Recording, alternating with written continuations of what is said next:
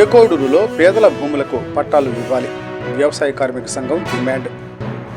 నంద్యాల జిల్లా బండి ఆత్మకూరు మండలం ఏకోడూరు గ్రామంలో తరతరాలుగా సాగు చేసుకుంటూ జీవనం సాగిస్తున్న పేద బడుగు బలహీన వర్గాల కుటుంబాలు అనుభవిస్తున్న భూములకు వెంటనే పట్టాలు మంజూరు చేయాలని వ్యవసాయ కార్మిక సంఘం నాయకులు డిమాండ్ చేశారు.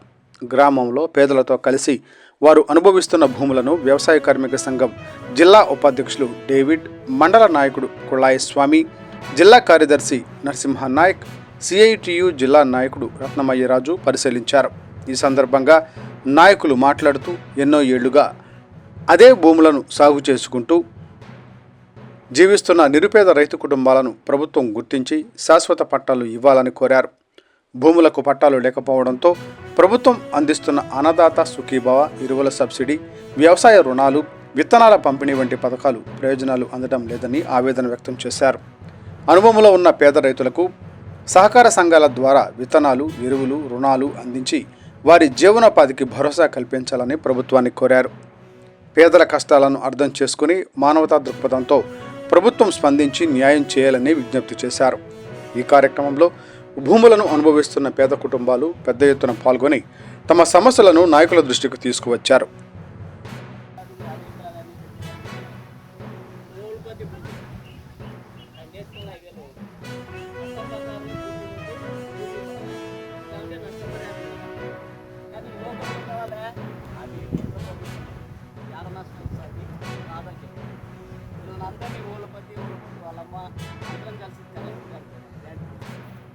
కలెక్టర్ ఇలా ఖచ్చితంగా 3 ఎకరాల భూమి వస్తుందిగా ఈ మండలంలో సర్వే చేసి వాళ్ళకి భూమి ఇప్పించింది అని చెప్తారు. అట్లా మనం ఐక్యంగా ఉంటే కొన్ని సమస్యలైనా సాధించడానికి అవకాశం ఉంటుంది. ఇది పక్కా భూమిగా మార్చే అవకాశం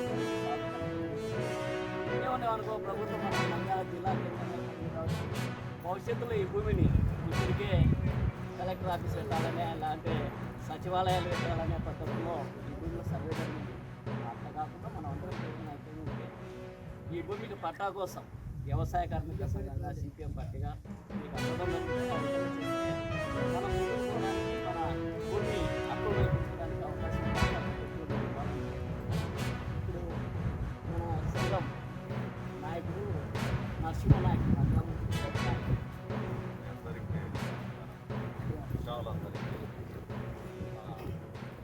మా నాయకులు డేవిడ్ గారు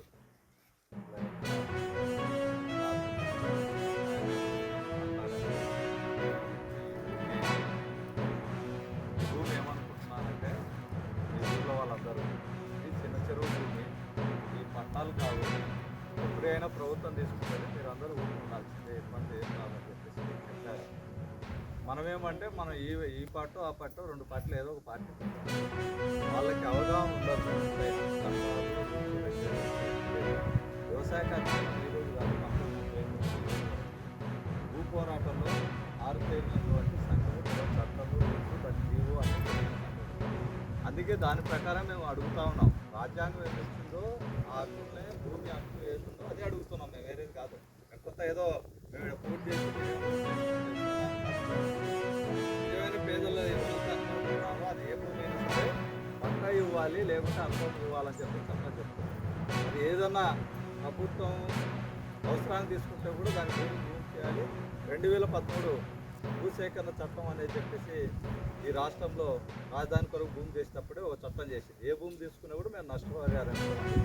అందుకే ఆ జీవోను పట్టుకొని మనం ఏమడిగాము, ఇప్పుడు హైవేలో పోయే అతనికి ఖచ్చితంగా ఆయనకు ఎటువంటి భూమి లేదు, నేను ఖచ్చితంగా ఇవ్వాలని చెప్పాను. అందుకే కలెక్టర్ ఆదేశాలు ఇచ్చింది. అదే మనం పట్టుదలతో ఉండి ఆ భూమికి ఎట్లేవు అని చెప్పి నువ్వు ఏం చేస్తావు కూర్చుంటే వస్తుంది, వదిలేస్తే రాదు. కాబట్టి నేను ఏం చెప్తాను అంటే మీరు అందరూ ఐక్యంగా ఈ భూమి నిజంగా భూమి లేని వాళ్ళే ఉన్నారు అందరూ. ఆ భూమిని మరి ఇంతో అంతా తిండి పెడుతుంది. మరి ఆ తిండిని పెట్టే భూమిని పోతుంటే కన్న తల్లి పోతుంటే భూమి తల్లి లాంటిది తరతరాలు మన పిల్లలకు కూడా వారసత్వంగా వస్తుంది. కాబట్టి పట్టలు వచ్చేంత వరకు మీరు ఐక్యంగా ఉండాలి. మీరు ఏం చేస్తారంటే ఆ ఏ భూమి ఎవరున్నారో ఆ భూమి దగ్గర జీపీఎస్ తీపిస్తారు. జీపీఎస్ తీసి ఏమవుతుందంటే నిజంగా ఆ భూమి మీద పలానా ఆయన వ్యక్తి ఉన్నాడని చెప్పేసి జీపీఎస్ చూస్తుంది. వాళ్ళ జీపీఎస్ ద్వారా అట్లా జీపీఎస్ తీసుకుంటే కనుక ఉపయోగం. ఆ జీపీఎస్ ద్వారా ఇప్పుడు వచ్చినటువంటి కలార్లా లేకపోతే వీఆర్ ఎవరు వచ్చినా కూడా ఎవరు చేయని కాడ వాళ్ళు తీయండి. జీపీఎస్ తీస్తే కానీ లొకేషన్ వాళ్ళ వాళ్ళు కూడా ఈజీగా చూసి శాటిలైట్లో కూడా కనిపిస్తారు. అట్లా చేస్తే ఈ సర్వేకి న్యాయం జరుగుతుంది అనేది నా అభిప్రాయం. మా నాయకులు ఏమైనా చెప్పింటే దాన్ని ఆ విధంగా కూడా ఫాలో ఈ అవకాశం ఇచ్చినందుకు అందరికీ ధన్యవాదాలు. ఇంకోటి ఏంటంటే మీరు ఖచ్చితంగా ఒక కమిటీ అనేది ఉండాలి.